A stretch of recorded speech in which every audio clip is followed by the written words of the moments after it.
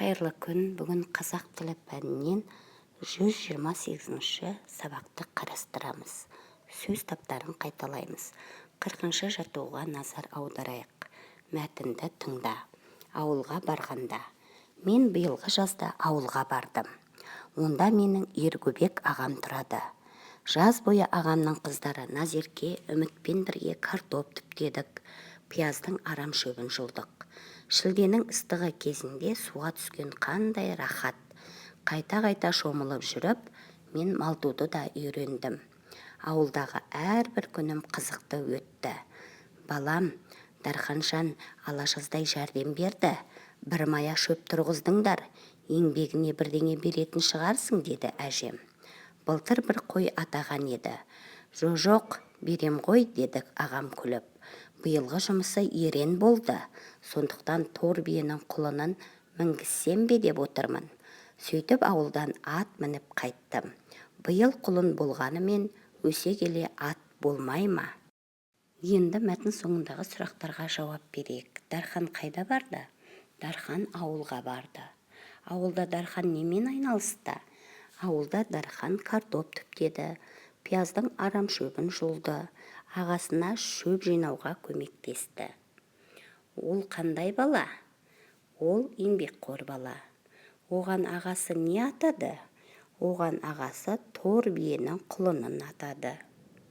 Неліктен деп ойлайсыңдар? Өйткені ағасына жаз бойы көмектескені үшін. Енді мәтіннің алғашқы екі сөйлемін жазып, сөз таптарына талда. Мен биылғы жазда ауылға бардым. Кім? Мен. Бұл зат есім болады. Мен не істедім? Бардым.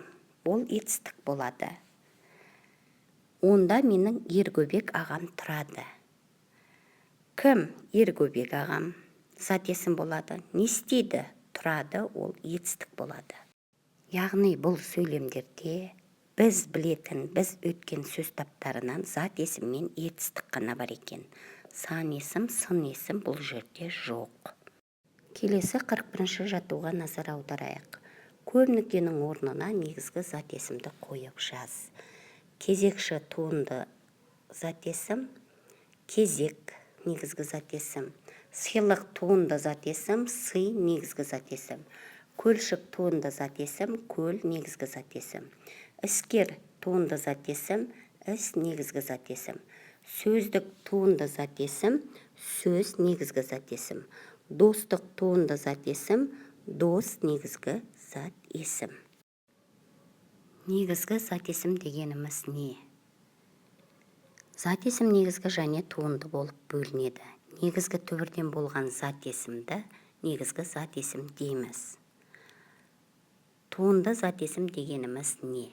Түбір сөзге жұрнақ жалғану арқылы жасалған зат есімді туынды зат есім дейді. Бұлардың бір-бірінен айырмашылығы: негізгі зат есім түбір сөзден жасалады, ал туынды зат есім жұрнақ жалғану арқылы жасалады. Келесі 42-ші жаттығуға назар аударайық. Кестені тиісті сөздермен толтыр. Тату, татулық, дос, достық, зейнет, зейнеткер, ою, оюла, ауыл, ауылда. Келесі 43-ші жаттығуға назар аударайық. Сағат тілі бойынша екі әріптен қалдыра отырып оқысаң, мақал шығады. Қай әріптен бастап оқу керек? Яғни о әрпінен бастап оқимыз, сонда оқу инемен құдық қазғандай деген мақал шығады. Достар, бүгінгі сабағымыз ұнаса, осы каналға тіркеліп, лайк басып, пікір білдіріп кетуді ұмытпаңыздар.